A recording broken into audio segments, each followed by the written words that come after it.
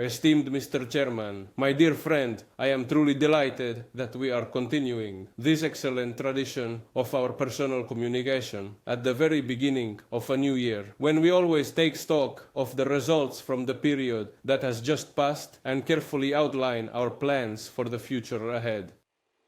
Especially on such a symbolic day according to the Chinese folk calendar. Today marks the start of spring, Li Chun, after which the frost depart, renewal begins, and a new cycle in nature commences. And for Russian-Chinese relations, we can confidently, with absolute certainty, declare this to be true. No matter what time of year it is always spring.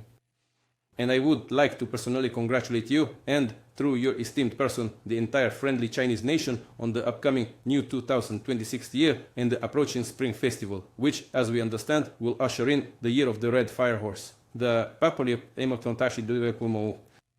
And it is characterized by strength, energy, and a constant unwavering drive to move forward. This is precisely what truly distinguishes the deep connections between our two nations. Regardless of the prevailing international situation, I am absolutely confident in their enduring strength and their steady, progressive development across all possible areas.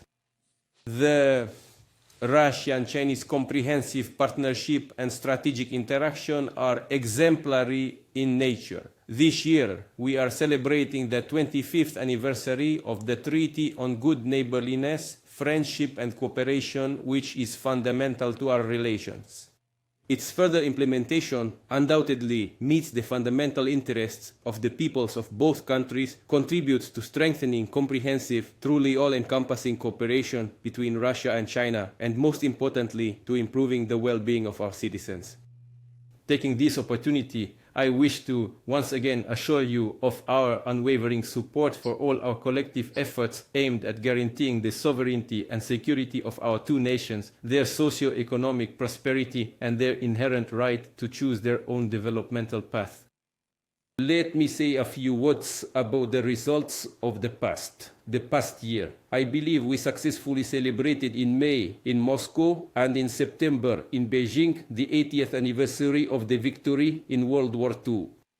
The fact that we were together these days demonstrated to the entire world our solidarity, Russia and China's readiness to uphold historical truth and to carefully preserve the memory of the heroic feat of the peoples of our countries who, at the cost of tens of millions of lives, restored peace on our planet. The presidency of China in the Shanghai Cooperation Organization also concluded with substantial and practical outcomes, the culmination of which was the summit held in Tianjin. During our detailed discussions held in Moscow and Beijing, we comprehensively examined the principal areas and identified significant objectives for the continued enhancement of our bilateral cooperation. Through government channels, vigorous daily work is underway to implement these agreements. Economic cooperation in 2025 continued its stable development, despite a slight decrease, I would even say a necessary adjustment of indicators. Trade turnover for the third consecutive year, with a solid margin, surpasses the significant mark of $200 billion. Russia is among the leaders in terms of energy resource supplies to China. Our partnership in the energy sector has a mutually beneficial and truly strategic character. We maintain an active dialogue on peaceful nuclear energy, advancing high-tech projects, including in industry and space exploration. According to our data, agricultural trade volume has grown by over 20%. We are also satisfied with the pace of expanding humanitarian exchanges. The years of culture successfully concluded. More than 400 vibrant events held within their framework sparked genuine interest among citizens of both countries. Naturally, we're not stopping at this point. And in particular, in the coming days in Moscow and other Russian cities, the Chinese New Year will once again be widely celebrated. For us, this has also become a good tradition. And residents and guests of Beijing will get acquainted with Russian traditions of seeing of winter at the Moscow Maslenitsa festival. These cross years of education have now officially begun. Currently, over 56,000 Chinese students are studying in Russia, while more than 21,000 Russian students are pursuing their studies in China. Dozens of joint educational institutions and specialized university associations are currently functioning. However, there still remains significant potential for the further expansion of ties within this particular area. Moreover, the era of innovation and digitalization dictates the urgent need to train highly qualified specialists in new advanced fields. The growth of business and humanitarian contacts is undoubtedly significantly facilitated by the introduction of a visa-free regime. I am truly grateful to you for this initiative, which we readily supported. As far as I know, since its implementation, no substantial issues have arisen for the relevant specialized agencies.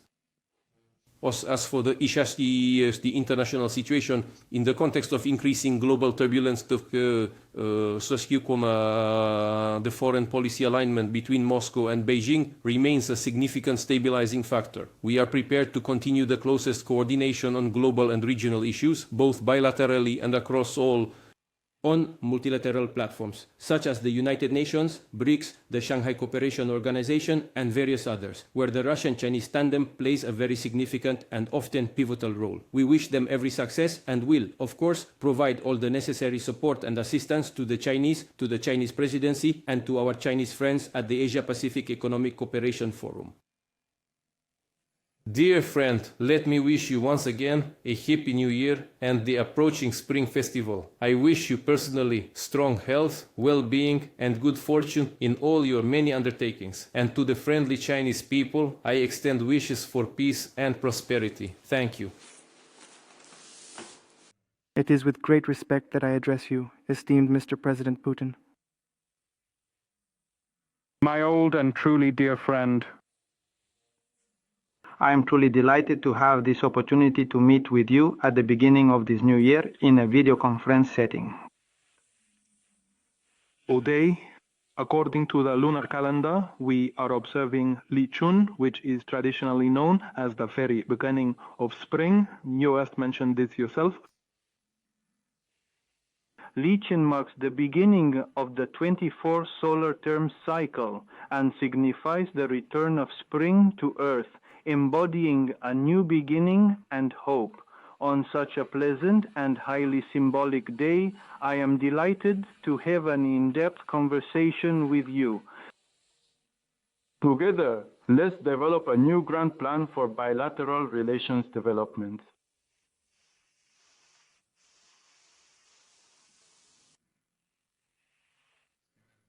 Just recently, you specifically dispatched Comrade Shoigu to China to conduct a thorough synchronization of views with Comrade Wang Yi. This was concerning various international and regional flashpoints, all in preparation for our upcoming meeting. Comrade Wang Yi has since reported back to me on the discussions. Today, I am ready to be with you. To conduct a comprehensive exchange of views on all major strategic issues. Over the past year, you and I have had the opportunity to meet twice. Sino-Russian relations are now entering a new stage of development. We have solemnly observed the 80th anniversary of the triumph in the global anti-fascist war, which clearly demonstrates the unwavering determination of our nations in upholding the crucial outcomes of the Second World War and the principles of international justice. Bilateral trade cooperation is developing dynamically and steadily, and collaboration in new areas is progressing at an accelerated pace. The years of culture between China and Russia have been successfully organized. Cultural and humanitarian cooperation has reached a new height.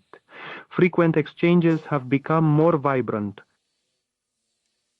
The successful conclusion of the SCO summit in Jinan, as well as the meeting of the Council of Heads of Government of the SCO in Moscow, provides us with the opportunity to further strengthen our multilateral cooperation with the ultimate goal of continuing our important work towards the establishment of a truly multipolar world. And a more just and rational system of global governance. The year 2020 2026 will mark the beginning of our nation's 15th five-year plan. China stands prepared to more actively broaden its high-level openness to the international community and is ready to share new development opportunities with countries around the world, including Russia. This year also marks the 30th anniversary of the establishment of China-Russia relations of partnership and strategic cooperation, the 25th anniversary of the signing of the China-Russia Treaty of Good Neighborliness, Friendship and Cooperation, and the launch of the Years of Education between China and Russia. It is important to seize this historic opportunity. Constantly strengthen strategic cooperation, jointly hold major terrorists accountable for the continuous development of China-Russia relations on the right track.